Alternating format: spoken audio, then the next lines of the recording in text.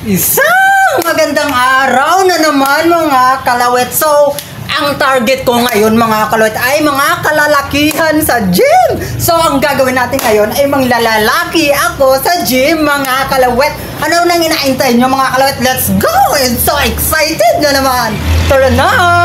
So yan nga mga kalawit, ako'y nasa gym na nga po mga kalawit. At syempre mga kalawit, napakaganda ng mga katawan ng andiyan sa gym. At syempre unti po tayong kunwari dyan, yung nagpapalaki tayo ng katawan mga kalawit niya. Pero hindi nila alam na sila pala yung pinupuntahan natin dyan. At syempre yan, inusod ko po konti yung camera. At yun mga kalawit, kitang-kita ko na po ang yanong gwapo at yanong matsyong lalaking yan. Pero hindi ko alam kung sino pangalan yan mga kalawit, no?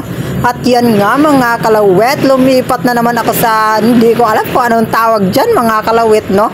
Ang importante mga kalawit, nakikita ko yung mga boys. At syempre mga kalawit, no? Dapat may time din na sinusolo ko yung boys na ako lang nakakakita sa kanila. Lalo na yung nakasandong puti dyan mga kalawit. Ang laki ng katawan niya. Diyos ko po, talagang mai-inlove ka pag ikaw po yung nasa posisyon kong yan. At syempre, sa mga oras na yan mga kalawit, talagang ginaganahan na po ako. At yan na naman mga kalawit, andyan na naman ako sa bike na yan. Pero ops, huwag niyong kalimutan mga kalawit, ano yung nakikita ko? Legs lang naman ng machong lalaking yan. Diyos ko po. At syempre sa likod doon mga kalawit, no, may nakikita pa po tayong doon, maganda mga kalawit. Ay, ang gwapo mga kalawit. Diyos ko po.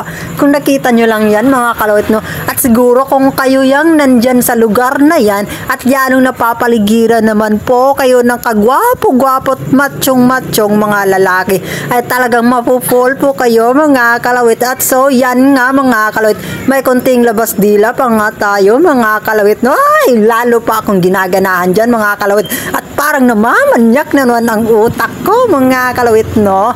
So yan.